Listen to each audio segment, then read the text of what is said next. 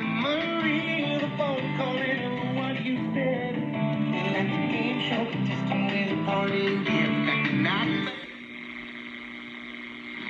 At 11:30 yesterday, while the voting was still taking place, and other candidates were spread out through the area. Got his wife skimming the payroll.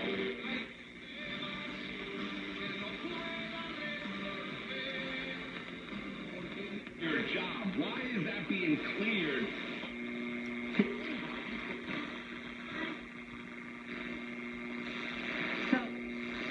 Normally, you would expect an unaffiliated voter to say, well, I want to vote with a conscience. Challenge is an obvious one. If he does not perform,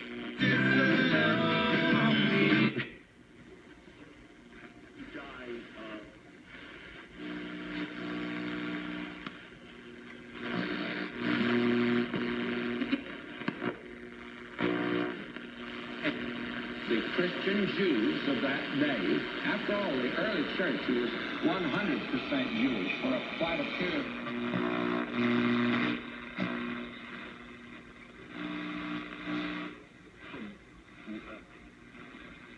Made the final grouping. Deborah Rodriguez, CBS News, New York. WCBS News Time, 10:11.